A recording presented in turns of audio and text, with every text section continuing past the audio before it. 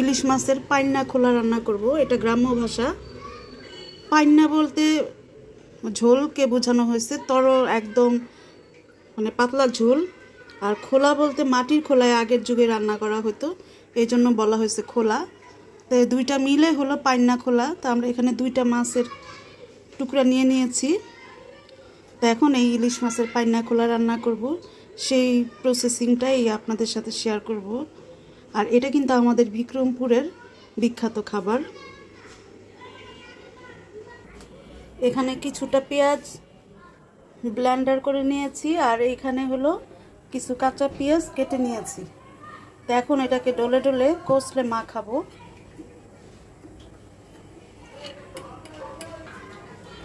তো লবণ, রসুন বাটা, কাঁচামরিচ আর হলো সামান্য একটু হলুদ।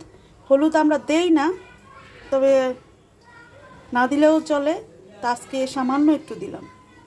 এখন এটাকে আমি ভালো করে কষলাবো, পেঁয়াজটাকে নরম করে ফেলবো।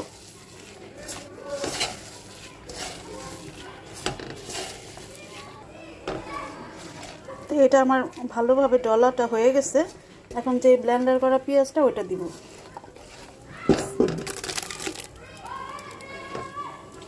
আমাদের বাসায় তো লোকজন বেশি, যার কারণে আমাদের অনেক বেশি বেশি রান্না করতে হয়। খুব সামান্যই হলুদ দিয়েছি, অন্য সময় আমি হলুদ ছাড়াই রান্না করি। তো তেল দাও, হয়েছে, আর দিও না। এটা হলো কি, ভালো ইলিশ হলে যদি তেলওয়ালা ইলিশ হয় তাহলে কিন্তু আর তেল তেমন লাগেই না, কারণ মাছের থেকেই প্রচুর তেল ওঠে। তো মাছটাতে আমি লবণ মেখে রেখেছি, আর এখন হচ্ছে এটা বলক আসলে তারপরে মাছগুলো দিব।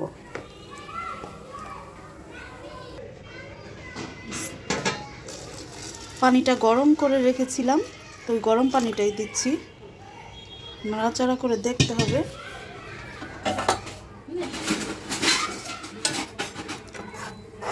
পানি আর একটু লাগবে, কারণ পেঁয়াজটা সিদ্ধ হবে আর ঝোলটা যতখানি জাল হবে ততটা মজা হবে।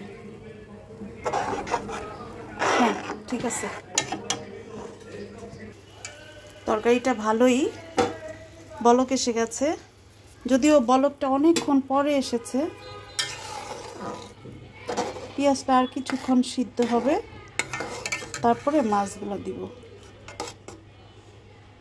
এটা কিন্তু তরকারিটা খুবই মজা হয়, এটা তার ভিডিওতে বলে বোঝানো সম্ভব না।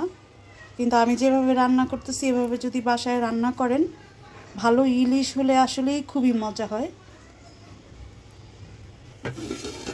বিসমিল্লাহ, মাছগুলো দিয়ে দিচ্ছি এখন।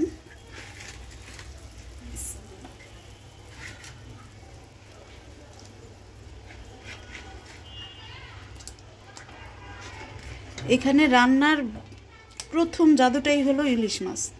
যত ভালো ইলিশ মাছ হবে তত ভালো রান্না হবে।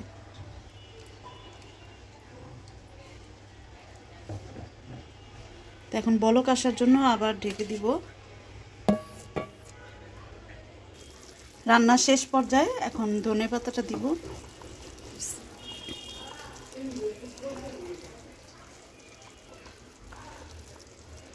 একটু বেশি করে ধনেপাতা দিব, আমরা আবার ধনেপাতাটা বেশি খাই।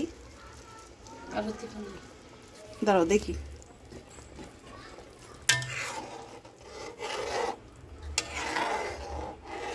আর দরকার নেই। এখন একটু বলক আসবে। তো মাছ তো নরম জিনিস, এটা খুব বেশি নাড়াচাড়া করা যাবে না। রান্না শেষ, অল্প আগুনেই রান্না করতে হলো। আর এই হলো শেষ রান্নার পরিস্থিতি। এখনই চুলাটা বন্ধ করে দিব। আর ধনেপাতাটা একটু কাঁচা কাঁচা থাকলেই ঘ্রাণটা বেশি ভালো হয়।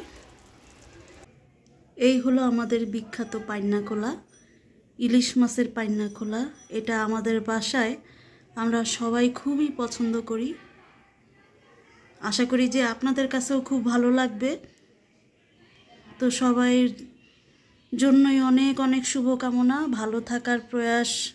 আল্লাহর রহমতে ভালো থাকবেন ইনশাআল্লাহ। আসসালামু আলাইকুম।